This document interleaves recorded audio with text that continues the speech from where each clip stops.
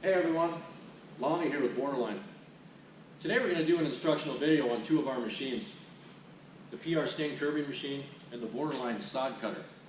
We're going to go through operation and maintenance, and we're also going to go through a few things that really set these machines apart from other manufacturers. There's really no better place to go through a video like this than in our manufacturing facility here in Bismarck, North Dakota, where everything is completely assembled and put together from start to finish by our guys here. We really appreciate you checking out Borderline. Take a look at Borderline's USA YouTube page, where we have more than 50 instructional videos on everything curbing. Please like and share. We hope you enjoy the video. We're going to go ahead and get started. Thanks. We're going to go over everything that you really need to know about using a Borderline sod cutter. Okay, we're going to go through all the components here and kind of show you everything about the operation, about maintenance, and the things that you really need to know when you're on site about these machines. Now, as far as the sod cutter blade itself, there's several large sod cutters out there. Ryan Jr. Is one of them, Kiss Cutter is another, and so on. A lot of them have really wide blades or are super big and heavy. None of these machines are made for curbing. This particular machine right here was made and manufactured by Borderline, 35, 40 years ago for the curbing guy. Now, it can be used in landscaping, obviously if they need to cut sod, so landscapers do use them, but for the size and the weight of it, it's easy to transport in your trailers. It's easy to get on site and off site, and it cuts no wider than a 10-inch path. What you're looking at here is a blade that will vibrate. There's an offset shaft in there, and when you speed up the motor, and we'll start it here pretty soon, when you speed up the motor, the blade basically vibrates and it'll cut the sod for you. If we turn this machine around just slightly and lift it up, you'll be able to see the blade that's underneath. Now what you're going to do with this machine is it's going to go forward. You're going to push it forward along your line, so you have your lines painted in the grass, and you'll go ahead and follow those lines on the right side of the machine. What you're going to do is you're going to set the depth by turning your handle right here. I'll get this a little bit better for you. You're going to turn your handle down like this, which is going to lower the whole machine, which takes your blade down. Basically, in this sense, it's going to take it down to the concrete. Now, you can see that the tires actually come up off the concrete because now the blade is resting on the concrete itself. Okay, so what you need to do when you get to the site and you want to start cutting your sod is you lower that down. Obviously the machine's going to be off, but you lower that down so the tires are off the grass and the blade is actually touching the grass and lifting the machine up technically. After 2 or 3 times using it, you'll kind of realize where you want that set. Sometimes you don't want to go too deep into the sod, or else your curb is going to be pretty low into the grass. So it's just one of those things where you have to adjust on every single time. You don't engage anything on the machine until, when you start the machine, this is a clutch. There's a clutch on there, so when it's idling, the blade is not moving. Okay? So what you're going to have to do is when the blade is on the ground and the tires are off the ground, you're going to have to lift the machine, just lift the handle, to get that blade off the ground, and then you can go ahead and rev it up, and that'll engage the blade, and then you can set it back down. If you don't do that, then the blade doesn't have a chance to start up and start moving. Again, after the first time you use it, you kind of understand how it runs. This handle right here, okay, again, just lowers and raises the whole machine to get your depth. Once you find your depth, you simply turn the handle over because with the vibration of the machine, this handle is going to want to spin by itself. If you left it, the handle will spin by itself and it'll get lower and lower into the ground. So after 20 or 30 feet of actually going, this could actually be lower than when you started. So when you put the handle down, it has a place to stop right there. What we've done different on this machine in 2018 is basically we've redone the whole handle system here, and we're trying to get the best of both worlds. Ease and comfort. If you're really tall, sometimes if the handle is stationary, it's a little bit too low for you, so we want to make the handle adjustable. Okay. Second of all, In really, really tough ground, you might have to push a little bit, so we want to make sure that the handle's strong enough so you can push. And the throttle system. If you have a thumb throttle or something similar to that, you have that operation on your hand, so you're pushing and you're also using that. We think it's better to have your throttle at a set RPM.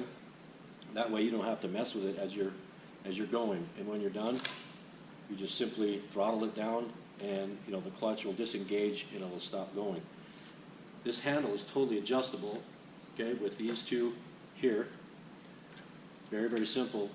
And for transport in your trailer, you can actually lower the handle down like this, which may give you a little bit of extra room in your trailer, for transport and so on. But as far as if you're taller or shorter or anything like that, once you get to your height that you want, you simply tighten it up, and you're good to go. Okay, which is a really nice feature of this sod cutter. As far as the blade, okay, this is slightly over 10 inches wide, okay, which is going to give you, plenty of room to put your curb in. Typical curb that most people put around their landscaping is 6 inches wide. Now, you can go wider than that, you can go taller than that, and so on. But the majority is a 6x4 curb, and that's how basically it's been done for a long, long time. This is going to give you an extra 4 inches. So if you want to center that, you have plenty of room on both sides to get your curb in there, which is really, really easy. Also, a lot of landscapers that also do curbing, and they do them both, like these because if they need to take out a bunch of sod, they have a nice big path. This is easy to roll up. It's a wider trench and so on, so it's pretty simple. Now, what we've done with these blades in 2018, which didn't make sense to me a long, long time ago on any machine, any sod cutting machine, is why the blade isn't double-edged. There's an edge on the front, and I can tell you that's very, very sharp. This is a new steel that we've been using. It's AR400. It's very, very strong, so it should last a long, long time. But you have an edge on the front, and so if you go through half the season and you notice that it's starting to get a little dull, all you got to do is remove those bolts, flip it around, and you got a brand new edge on the other side. That may last you the whole season, and then maybe in the winter time or in the off season, you get them both sharpened and you're ready to go. To me, it didn't really make sense that there was only one blade. It really doesn't, as far as manufacturing, it's really not that big of a deal to put another edge on the other side. So that's a really great thing about these new machines.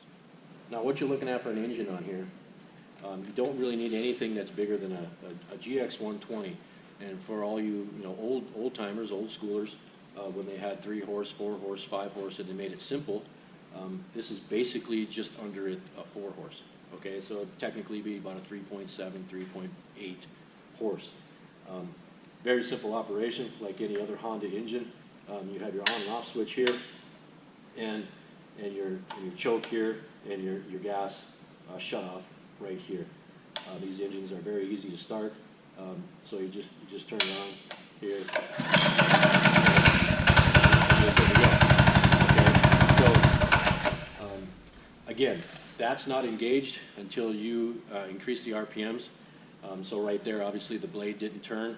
The engine's running. So as a safety, thing, once you throttle that down, that will disengage and it will not go anymore. Okay. Another big thing and a great thing about these machines is you don't have to push it through the grass by yourself. Now, does it drive itself all the time? No, it doesn't, because if you're in really thick grass, you're going to have to use a little bit of muscle power to get it through. That vibration and how that churns really cuts grass, but all grass is different depending on where you live in the country. What this machine has is something called a dog drive. Okay, it's a separate shaft. That belt is hooked up to the main shaft here, so when the engine and the clutch engages your blade, it also engages this. So what's going to happen is that's going to spin. So the higher RPM, the faster this is going to spin. When you lower, that down, and these are spinning, and you get your blade into the ground like it's supposed to be, these are going to spin and turn against your wheels. So basically, it's going to help it propel it forward. Okay, dog drives on a lot of machines basically is kind of a way to help it self-propel. It's not going to do it totally on its own, but it's something that's like an assist. And so what we've done a little differently, we've put, you know, basically three pieces of steel there to get more grip to catch that. If you actually take this blade off and lower it down and put it on the concrete and start it up and engage the system, it'll actually take off on you. You can't do that with the blade because you lower it too far and it'll be on the concrete, and it doesn't work that way. But if you took the blade off and you started it, it's almost at a fast walking speed. It goes pretty fast. But that's called a dog drive. Now, again, it's not going to, you know, do it totally for you, but in softer soils and things like that, there's not going to be a lot of effort that you have to put forth to actually push it through if your dog drive is working properly. Okay, so what I'm going to do here is I'm going to go ahead and start the machine. You may or may not hear me talk. Obviously, if the machine's running, it's a little bit loud. But once I throttle it up and increase the RPM, you'll notice that the whole mechanism here will engage, and you can see how that sod cutter, you know, the blade is going to vibrate, and you'll see how the dog drive actually turns. Now, if I increase the RPM, you'll notice everything speed up and slow down and so on. It's pretty simple. Now, obviously, I can't lower it down because we're on concrete. I do have another machine here without a blade on it that I'll bring in that I can lower it, and so you can see that the dog drive and how it pushes the tires forward. So I'm going to go ahead and start this, and we're going to take a look at this. We'll go ahead and just do a simple pull. Hasn't been warmed up, so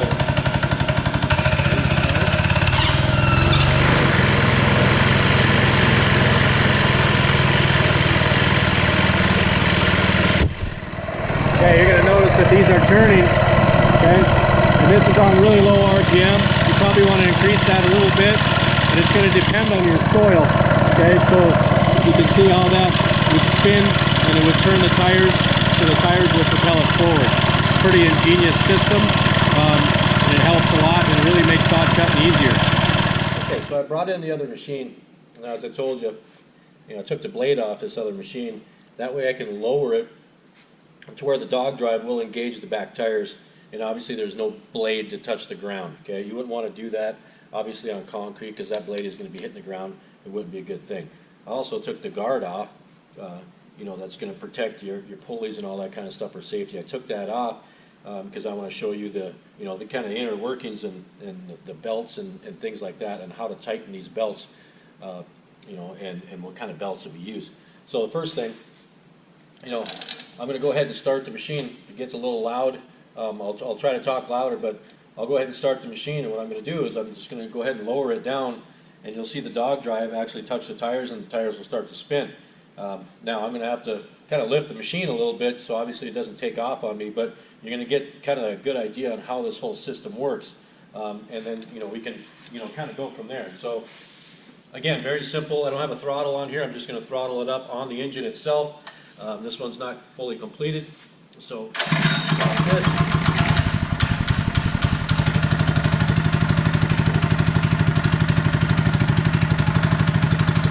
So as I rev it up a little bit, that's starting to engage. That's just kind of a higher idle. You probably want that a little bit higher if you are actually cutting sod, but it's going to depend on the kind of sod that you're cutting anyway. You can see that spin. What I'll do is have to lift the handle a little bit to get those tires moving, because if I don't, it's just going to take off on me.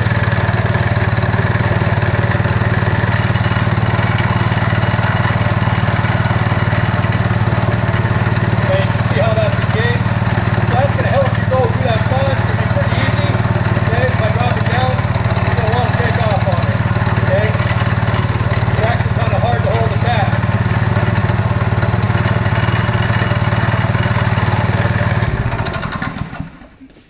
Now the thing is, the lower you go with your blade, okay, if you lower that a little bit more and you want to go a little bit deeper, these are then pressing against your tire harder.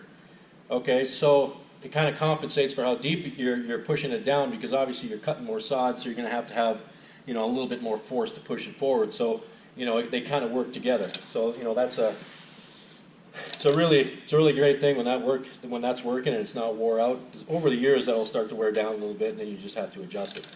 Now as far as the belts, okay, when we go ahead and tighten these belts, what you're going to do is you're going to have to loosen the 4 bolts on the engine, which are pretty easy to get at. They're right on top here.